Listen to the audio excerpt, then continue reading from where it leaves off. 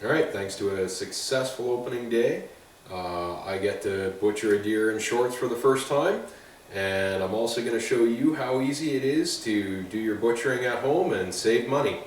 Up next, I'm your host Evan. Welcome to Hunting Lessons.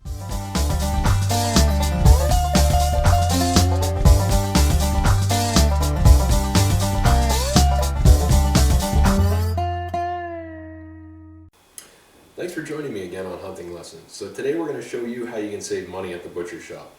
Now, I know this is early in the season, but we've got a lot more content coming right throughout, so be sure to subscribe down below so that you don't miss any of our future content, and also follow us on Instagram at Hunting Lessons. Now, normally I'm not doing this on September the 1st, and normally I'm not butchering a deer the same day I bring it home. But you can see from my attire, it's a little warm out. I'm used to doing this when I need to run some heaters in the garage. So with that said, we're not going to leave this deer to hang and age like I normally would do. Today we're going to get the rough cuts done. We're going to take all the muscle groups off. We're going to get them on ice in the cooler just to make sure that we don't lose any of the meat off this deer. So first thing we want to do, now that we've got it hanging, is get the skin off. So the way I get the skin off my deer is I start up here and I work my way down. So let's get going. I'm using my new buck 12-point gut hook Omni Hunter. I read a lot of reviews before I picked this up, so this was my first time using it today. But I was super impressed with how it worked this morning. So far so good with this. Alright, so get your deer to a workable height, and you're going to start right here below the joint. You're going to do a cut around, and then you're going to start peeling it back. Just be careful when you're cutting around the tendons, because you don't want to slice through that, or else you're going to end up with your deer on the ground. Once you get it sliced around, you start peeling it down. You want to get a slice right down here, and that'll separate the skin out around the leg. As you work this down, you just keep pulling it out. Sliding your knife in between the skin and meat, and the skin will just pop off and then you keep going right down. And keep your knife edge parallel to the meat. You won't cut into it as well. Alright, when you get down to the tail, just find a joint somewhere in there, get your knife in, and you can work right through and separate the tail.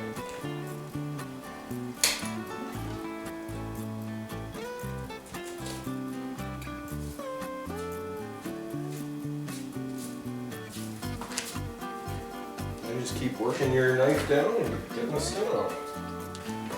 Once you get it down to this point, you want to probably lift your deer up so you're working back at a decent working height. When you get it down here as well, you're going to want to, like you did on the back legs, start getting the skin sliced down along the leg and separating it out there, and bringing it down to the joint, and then you'll be able to take the skin off right there.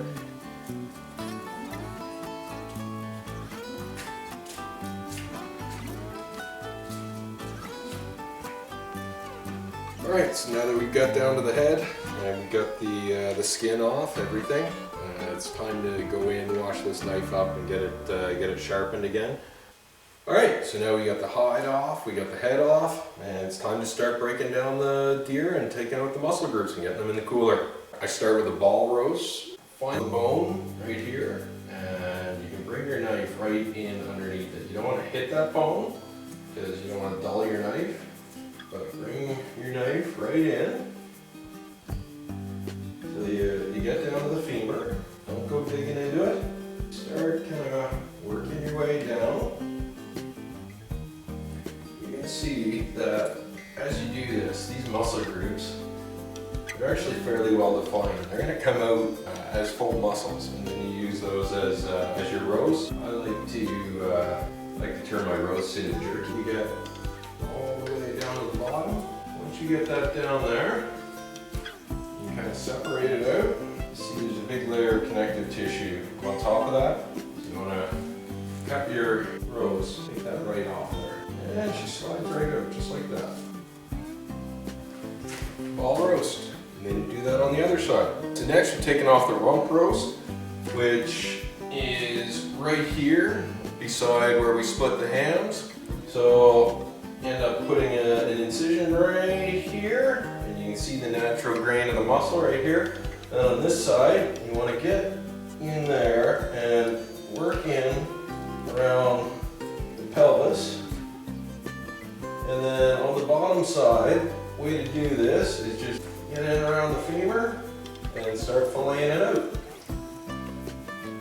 And start peeling right off. And again, you'll see the separation of the muscle groups. There's another small muscle in there, and we'll separate the rump rows from that. Get in there, get all your meat out.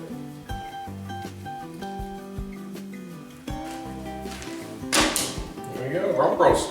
Alright, so once you get your rump roast off, you end up seeing these two nice little muscles right here. These are nice and tender. I don't know what they are, some kind of rotator or something. I'm not an anatomy expert.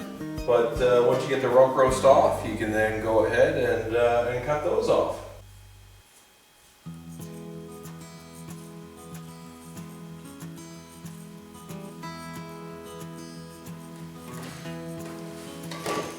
There you go, two nice little tender muscles. So once you get all those muscles off, those first three, you're going to get to see some of these lymph nodes that are right here. So you want to clean those up before you go further, because you don't want to be taking those with your next roast. You want to make sure you get those out of there.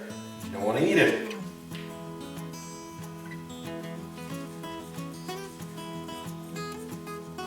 Alright, so next, after we got that out, next thing we're going to take off the hams back here.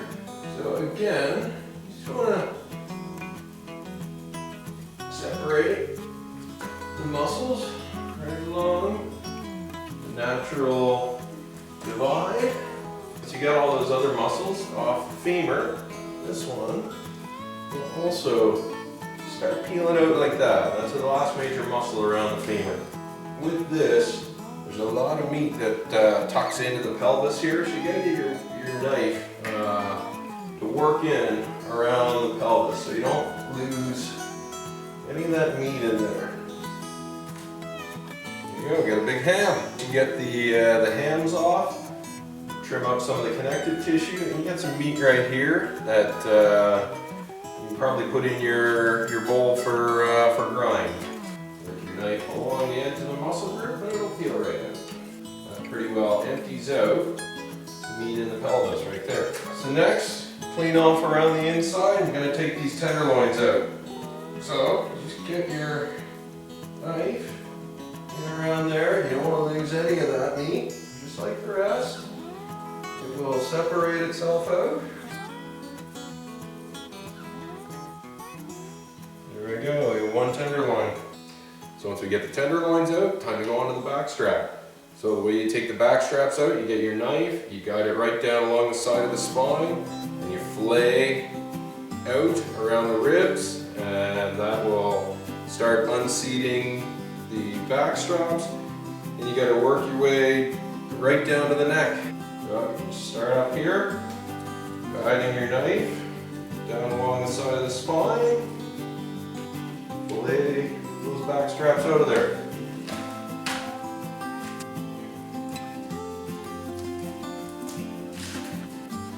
You can see you get a layer of connective tissue on the outside. You can get that off.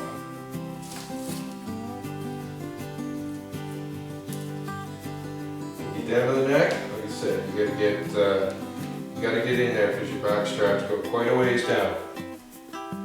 Here we go. One back strap. Alright, so once you get your back straps off, you can take off the last of the connective tissue that's out here. That's going to expose the shoulder. The shoulder is going to come off all in one piece like this. There's no bone-to-bone contact in this shoulder. So you'll be able just to cut in behind it and it'll come right off.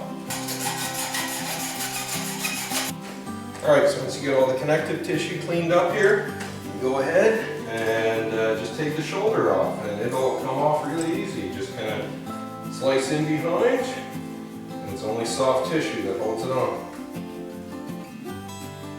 There we go, there's a shoulder joint. Alright, so that's all your cuts. I'm going to go ahead and finish off the other side.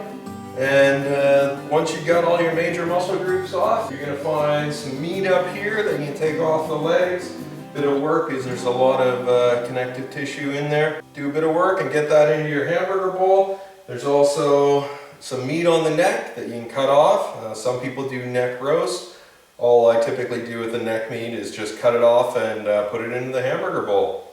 Folks, like I said, this was not what I expected to be doing on September 1st, making this series of videos for you guys. But it really was a pleasure that this came together, that I got my first archery deer this year. So folks, if you found this useful, I'd ask that you please pass it on to anyone else you think that could benefit. And please subscribe down below to make sure you get what we have coming up for the rest of the season. And if I could ask one more thing of you, down below in the video descriptions, I put in some Amazon links to some of the things that we talk about in the videos. If you could check those out and click on those links before you do your Amazon shopping, even if you don't buy what we recommend, just by clicking on that link before you do your shopping, that gives us the resources that we need to keep making these videos for you. Alright, that's it for today. Thanks again for watching me on Hunting Lessons. Till next time, keep learning.